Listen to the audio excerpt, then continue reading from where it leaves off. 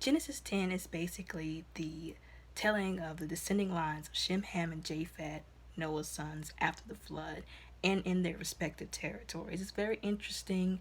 I encourage you to check it out. It's just a little genealogy. And then chapter 11, verse 1 through 9, is about the Tower of Babel. Basically, the people there at the time decided they were going to come together, unify, and build a city and build a tower to reach the heavens. Something that they were not supposed to do, of course.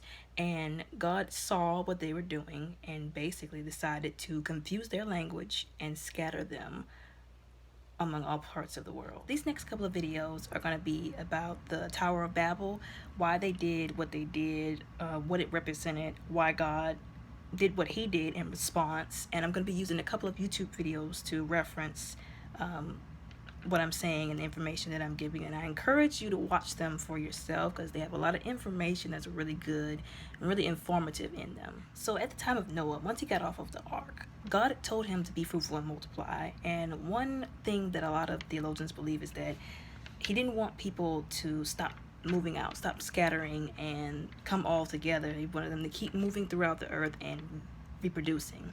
And the Tower of Babel people, they basically got together and decided, we don't want to scatter, like we want to unify and do something. Unity is a beautiful thing, but unfortunately they used it for the wrong reasons. The city and the Tower of Babel was made by man's hands, not God's.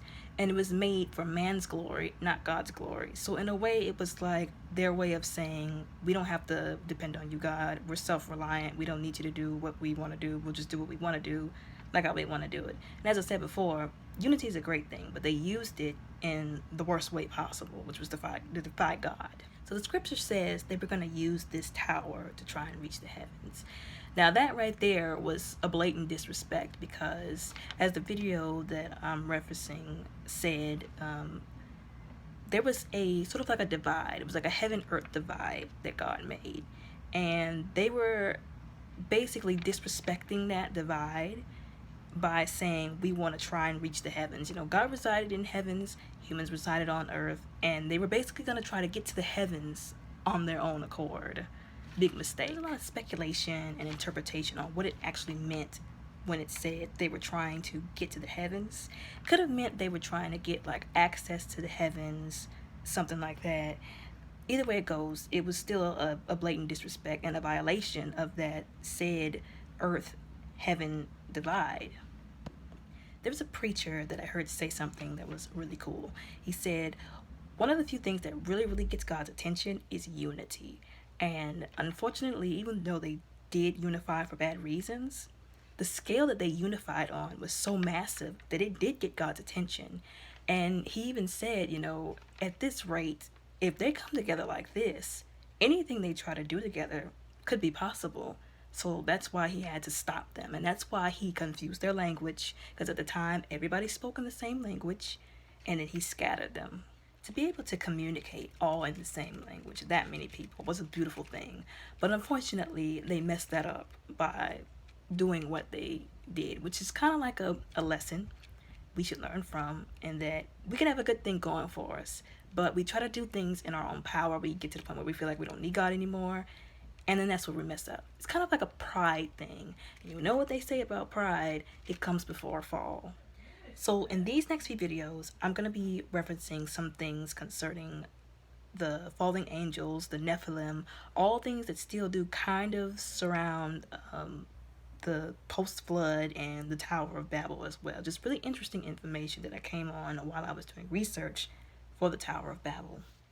Now, there are a lot of people who believe that pre-flood, there were fallen angels who lay with human women and they produced Nephilim, or giants, basically.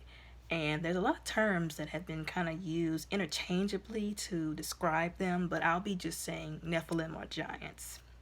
Now, this stuff was talked about in the book of Enoch. A lot of people don't consider that book canon to the Bible. Some people do. Some people do believe that everything that was said in there actually happened, and that there were, at one point in time, fallen angels who lay with women and produced these giants. Now, those giants, or those Nephilim, they were wiped out with the flood, but some people believe that the genetics, the genes linked to those Nephilim were still in the women who were Noah's sons' wives, because they did not come directly from Noah's line. They came from other lines, so that there was possibly genetics within them that carried that Nephilim gene, and that's how it got reintroduced into the bloodline after the flood. Now, in the video referenced below, they were saying that instead of it being a tower, the Tower of Babel, that was supposed to help them reach the heavens, perhaps it was some sort of tower that was supposed to help the heavens or something there reach them, with the whole fallen angel idea. Perhaps it was like, some people think it was like maybe some sort of like spaceship landing or something to that nature that was supposed to instead help other things, other beings come down to them instead of them go up to the heavens. One more video that I'm going to reference, which involves Nimrod and the Tower of Babel, his involvement in what happened. So basically, at the time, Nimrod, as described in Genesis, which it only describes him briefly, that he was a mighty hunter before the Lord. Now, Nimrod was not, as some people I think would believe, some holy man or righteous man. He was not. They describe him in some texts and in some places as like heroic, that he did like, mighty things, but that does not mean that those mighty things were good things. In the video, the person speaking believes that Nimrod was actually the person who was sort of like the ruler of the people during the Babel time in the Tower of Babel, and actually led in the construction of the tower. That he actually also, he was born as human. Somehow, in some sort of way, he was able to alter himself to become either a Nephilim or somehow genetically altered to be sort of like a superhuman. Now, I know this might sound kind of crazy, but if we really think about it, it's not too far-fetched. Scientists have been playing with genetic altering, genetic engineering, bioengineering. How far are we really away from something like that happening? It's not as far-fetched as it might seem, even though it does sound kind of crazy, like something straight out of a sci-fi film, but it's not as far-fetched as it might seem. So again, some people believe, as this video references, that the tower was less of a tower and more of a portal to either get to or bring to them something or some kind of being, possibly even, get to the Nephilim to sort of, or to fallen angels to again mate with them to reintroduce those genes back into the bloodline. Since genealogy is a pretty interesting thing, I'm going to show you how Nimrod came in from Noah all the way down to him.